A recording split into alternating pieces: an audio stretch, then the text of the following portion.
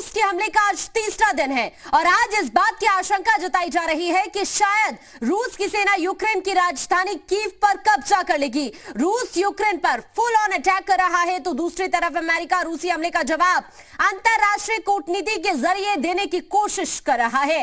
आज तड़के संयुक्त राष्ट्र सुरक्षा परिषद की बैठक हुई जिसमें अमेरिका ने रूस के खिलाफ प्रस्ताव पेश किया। इस प्रस्ताव के पक्ष में सिर्फ और सिर्फ 11 वोट पड़े, जबकि रूस ने इस पर वीटो कर दिया। खास बात यह रही कि भारत, चीन और यूएई ने वोटिंग में हिस्सा नहीं लिया। संयुक्त राष्ट्र सुरक्षा परिषद के नियमों के मुताबिक अगर कोई देश वीटो कर देता है तो वो प्रस्ताव पास नहीं हो सकता। इसीलिए अमेरिका 11 वोट हासिल करने के बाद भी अपने मंसूबे में कामयाब नहीं हो पाया। लेकिन सवाल यह भी है कि रूसी राष्ट्रपति पुतिन जिस तरह आक्रामक रुख में नजर आ रहे हैं, क्या उसका सामना संयुक्त राष्ट्र के प्रस्ताव के जरिए किया जा सकता है? ये 4 तस्वीर इस वक्त आपकी टीवी स्क्रीन पर। कीव में आगे बढ़ रहा है रूस। जी हां, रूसी सैनिक लगातार आगे बढ़ रहे हैं और आज चूंकि तीसरा दिन है इस हमले का, इस यूक्रेन पर संकट का, तो ऐसे में अंदेशा जाहिर किया जा रहा है कि आज रूसी सैनिक कीव पर पूरी तरह कब्जा कर लेंगे, क्योंकि कल भी कीव के कई रिहायशी इलाकों में लगातार बमबारी हुई है, हमले हुए हैं।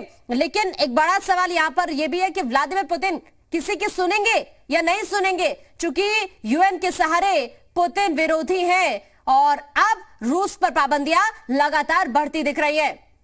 तो ये 4 तस्वीरों के जरिए हम आपको बता रहे हैं अभी तक का इस यूक्रेन संकट के बारे में, किस तरह से रूसी सैनिक आगे बढ़ रहे हैं और लगातार एक के बाद एक इलाकों पर यूक्रेन के कब्जा करने के फिराक में है। आइए अब रूस यूक्रेन युद्ध पर 10 बड़े अपडेट भी जान लेते हैं। रूस के राष्ट्रपति पर अमेरिका ने प्रतिबंध लगा दिया है। 10 बड़े अपडेट्स क्या है ये इस वक्त हम आपको बता रहे हैं। इस महायुद्ध के रूस के रक्षा मंत्री और विदेश मंत्री पर भी पाबंदी लगा दी गई है। ये दूसरा अपडेट है जो इस वक्त हम आपको दिखा रहे हैं। रूस के रक्षा मंत्री और विदेश मंत्री पर पाबंदी लगा दी गई है। कीव की ओर बड़ी संख्या में रूसी टैंक आगे बढ़ रहे हैं। इसके अलावा कीव के दक्षिण में निकोलेव शहर पर भी हमला हुआ है।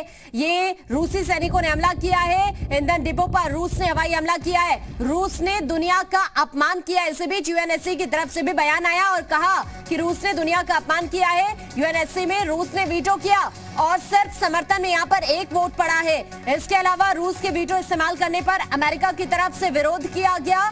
ऐसे में रूस के खिलाफ निंदा प्रस्ताव में भारत, चीन ने वोट नहीं किया है। ये 10 बड़े अपडेट्स इस वक्त हम आपको बता रहे ग्राफिक्स के जरिए।